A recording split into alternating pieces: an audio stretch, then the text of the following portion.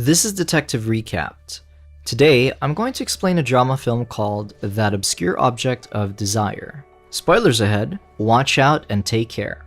Times are turbulent and violent in France. There's been a sequence of terror attacks raining upon it with no end in sight. But this story isn't about that. It's about Mathieu Faber, an aging man who has found himself far too over his head with a vexing young woman. Mathieu drops by a train company in Seville, Spain, to book a ticket to Paris. There are no more seats for that day, so he has to resort to leaving the following day instead. After the little errand, he drives back home to his expansive manse. Inside the house, his butler Martin directs him to one of the rooms while reporting that Conchita has recently left the house. Inside the room, Martin investigates its state and makes a few deductions. There is a pillow with streaks of blood, but Mathieu assures him that it originates from a mere nosebleed. Then, a pair of shoes that indicate that Conchita left barefoot. Finally, there is a pair of wet panties, showing that she was scared to death. Mathieu instructs Martin to burn all of it. The next day, Mathieu and Martin make their way to the train by car, but they are surprised when the car in front of them suddenly explodes. With the flaming spectacle before them, Mathieu and Martin step out, making a nonchalant comment about the latest attack. Martin escorts Mathieu to the train. Inside one of the passenger cars, Mathieu is joined by a young mother and her daughter, along with an old man named Vincent de Olarguet. Mathieu recognizes him as a judge from his visits to his cousin, Edouard Foucault. Vincent knows Mathieu as well from Edouard's stories. The final member of their passenger car is a little person by the name of Pierral. Just as the train is about to ride off, a young, beautiful, and enigmatic woman approaches it. She has a black eye and a bandaged forehead. Mathieu spots her from the train window and whispers something to the train personnel. Later, when the woman is trying to board the train, Mathieu emerges from the passageway and splashes a bucket of water onto the woman. The woman is annoyed and hops on a different train car. Back at Mathieu's passenger car, the other travelers become curious about his actions. Pierral especially is intrigued, saying that he is a psychology professor. Mathieu starts explaining that the woman is deplorable, and to prove his point, he tells the story of how he met her. Mathieu was at the court visiting his judge cousin, Edouard. During lunch break, they retreated to Mathieu's house to eat. There, Mathieu met Conchita, the woman who he rudely splashed water with in present time. Conchita was recently hired as Mathieu's maid. He immediately noticed how Conchita seemed to be clueless about fulfilling her role and observed that she had smooth, unscathed hands. Despite her lack of competence as his maid, Mathieu was immensely aroused by her. That same evening, Mathieu requested Conchita to come up his room. There, Mathieu inquired more about her. Conchita went on to tell Mathieu that she originally lived in Paris and that she was a dancer. Then, Mathieu made his move and kissed her. His action immediately left Conchita disheartened, so she left the room. The next day, Conchita left the mansion and was nowhere to be found. Mathieu paid it no mind and decided to go on a stroll during the afternoon. In the park, 3 young and rugged-looking men stopped him and pulled a knife on him.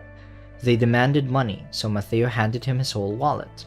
But to his surprise, they declined and instead requested for an exact amount of 800 francs.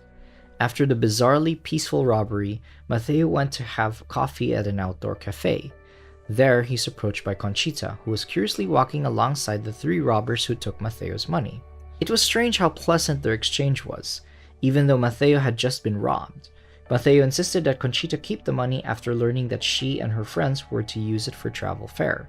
Conchita mentioned that she'll be using the money to visit her mother, and Mathieu asked where they live. After that fleeting encounter, Conchita purposely dropped her handkerchief on the ground for Mathieu. He picked it up and greedily breathed it in. Hooked as he was, Mathieu decided to visit Conchita the soonest that he could. In Paris, Mathieu met Conchita and her mother. After learning that he was the one who gave them the money, Conchita's mother welcomed him. And with a pleasant attitude, Mathieu handed her even more money to help them out. Suddenly, the woman mentioned that she had to leave, so Conchita and Mathieu were left alone. Conchita kept arousing Mathieu, and the man was more enthralled by her than ever. He explains to his fellow travelers that he was completely enchanted by Conchita, and he went to visit her there in Paris nearly every day. During one of his visits, Mathieu witnessed Conchita dancing the flamenco. With passion in her brow and thunder at her feet, she captivated the spellbound Mathieu. He was so absorbed by her movements that he almost didn't notice the guitarist in the room. The guitarist was Conchita's friend, the same man who pulled a knife on him. Visibly annoyed, Mathieu undermined the man as he left the room. Conchita seemed to be giving Mathieu mixed signals on purpose, kissing him one moment and pulling him away in the next. While the two of them were sitting together, Conchita's mother suddenly came into the room. The woman was fearful of others and devoutly religious, and she frequently cited the dangers of the outside world and her efforts to protect her daughter. Mathieu whispered to Conchita, asking why she was being coy with him. Conchita then revealed that she is a virgin. Later on, Mathieu tasked Martin with bringing Conchita's mother to the house. There, Mathieu asked for her blessing and said he wanted to propose to her daughter. Mathieu then handed her an envelope of cash and assured her that when Conchita marries him, he will look after the two of them. He asked her to bring Conchita there the day after tomorrow. The woman seemed pleased by this and made her way home to deliver the news to her daughter. When the day came for Conchita to rendezvous with Mathieu, Conchita's friend knocked on Mathieu's door with a letter. In the letter, she wrote that she was supposed to give herself to him, but had since then been offered when he attempted to buy her from her mother. She further stated that he'll never see her again. Frustrated, Mathieu crumpled the paper and threw it away. When Mathieu headed to their home in Paris, he was surprised to find that Conchita and her mother were no longer there. For the next 2 months, Mathieu had been struck with a languorous spell. At a local cafe, he confided in his cousin, Edouard, about this, and Edouard's advice was for him to sleep with other women. However, Mathieu explained that he had never been with a woman who he did not love passionately, and the only casual relationships he's had could be counted in one hand. Then, the two of them exited the cafe to go for lunch. However, when Edouard was getting his coat from the coat check girl, he was surprised to find that the woman manning the booth was none other than Conchita herself. Edouard knew that he would want some time alone with her, so he abruptly bid his goodbye. Conchita and Mathieu talked over the coat and hat booth, but were interrupted by the cafe manager who wanted Conchita to focus on her job. Suddenly, Conchita removed her apron and decided to quit then and there. Mathieu asked if she'd like a drink and where she'd like to go. Curiously, Conchita decided on staying there. Conchita and Mathieu discussed the marriage proposal and Conchita's abrupt reaction to it. When the waiter came to take their order, the manager informed Mathieu that they won't be serving Conchita given the way she disrespected their establishment. The two of them went outside instead. There, Conchita explained that she was furious with him during the 2 months they'd not seen each other. But all that anger had changed into joy now that she's seen him again. Mathieu then mentioned a country house and Conchita told him that she will be his mistress there. In the country, Martin informed Mathieu that the power plant had just been sabotaged and the power was out in the whole area. The lovebirds would then proceed into Mathieu's country house, then went straight into the bedroom. There, they kissed passionately and lovingly. However, Conchita saw a picture of a woman inside the room. When she asked Mathieu about it, he replied that it was a picture of his late wife, who has been dead for 7 years now. When Conchita discovered that the room they were in was formerly his wife's, she demanded to be placed in a different room. Mathieu followed suit, and they went to the room across the hall. To highlight Conchita's elusive nature, 2 actresses play her character interchangeably. This artistic choice also serves as a reminder that the whole story is told through Mathieu's eyes, through his memory, and no matter how reliable one's memory may be, they will never be the actual events in their entirety. In the new room, Conchita changed her clothes, and so did Mathieu. When Conchita emerged from the bathroom, she was wearing a long, white gown. She generously flashed her breasts and allowed Mathieu to touch them. However, as if to tease him even more, Conchita removed his hand and said she wasn't in the mood. At that point, Mathieu's had enough of Conchita's games, so he tried forcing his way with her. But, much to his surprise, Conchita was wearing a pair of breeches that could only be described as a convoluted contraption. Mathieu spent over 10 minutes trying to get them off her, but eventually, he resigned himself to defeat with tears in his eyes. Conchita then embraced him, comforting him and saying she doesn't like what she's doing either. That she has to do this, or else he'll tire of her once he gets what he wants and leaves. Still, Conchita offered to go and live with him, all while assuring that it will happen one day. At this point in the story, the train travelers are all on the edge of their seats. Conchita and Mathieu had gotten used to living together. In spite of this, Conchita still hadn't given herself to Mathieu. Conchita asked him why he was insistent that they make love, and quite reasonably, Mathieu answered that it's only a natural thing to do for people who are in love. At home, Conchita and Mathieu frequently slept naked, and yet they didn't do anything. The experience was completely frustrating for Mathieu. Suddenly, there was a loud commotion down the street that frightened Mathieu and Conchita. The radical attackers had gunned down several civilians, and it's revealed that they're the same ones who had just recently blown up a plane. Conchita was terrified and decided to leave the room. However, it's revealed that she left just so she could let her friend in. Mathieu caught her doing this, and he kicked out the both of them from his house and told them never to return. After a few months, Mathieu was once again confiding in Edouard. Mathieu asked him for a favor. He wanted Edouard to find a way to stop him from seeing Conchita.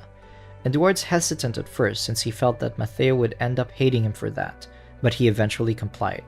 After some time, Conchita and her mother were deported back to Spain, where they were originally from.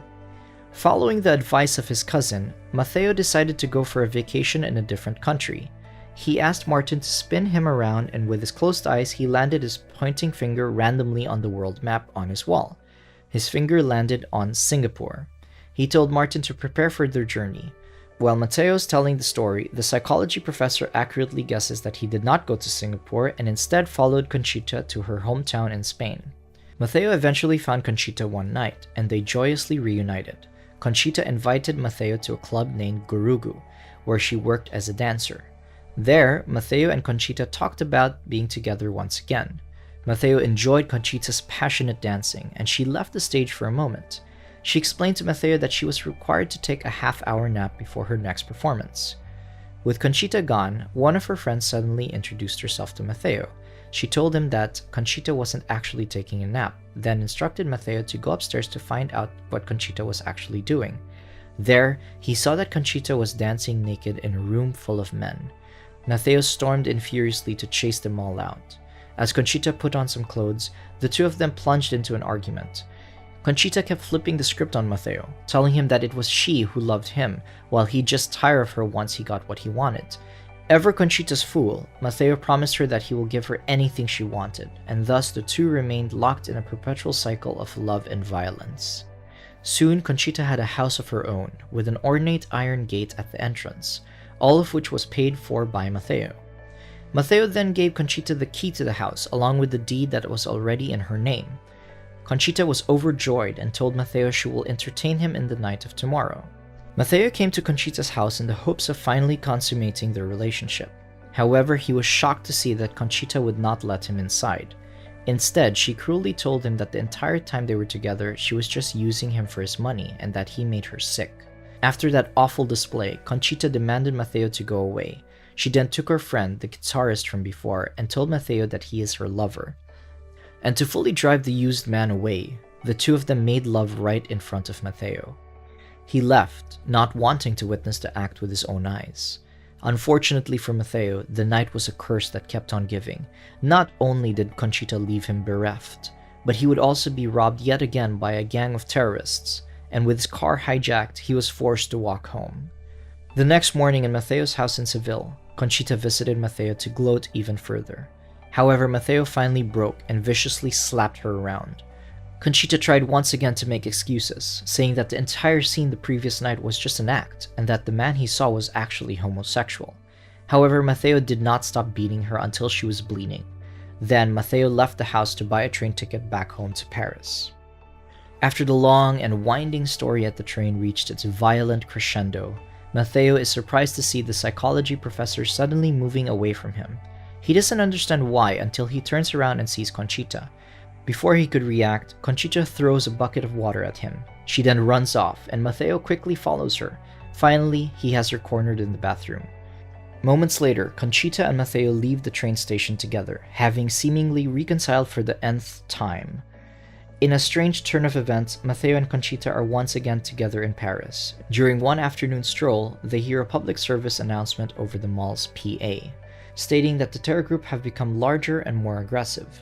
Mathieu and Conchita encounter a woman cross-stitching behind the glass window pane of a store. Peculiarly, the fabric the woman is working with is a dirty white cloth stained with blood and dirt. Mathieu says something inaudible to Conchita and she gets upset by what he said and runs off. As Mathieu chases her, a bomb goes off in the mall, killing Mathieu and his obscure object of desire. As the great director Luis Buñuel's last film, he decides to go out with a bang, both literally and figuratively. In the bizarrely beautiful final scene, Luis Buñuel gives us a shot of the tapestry being stitched whole as if to say to the world that his work is done.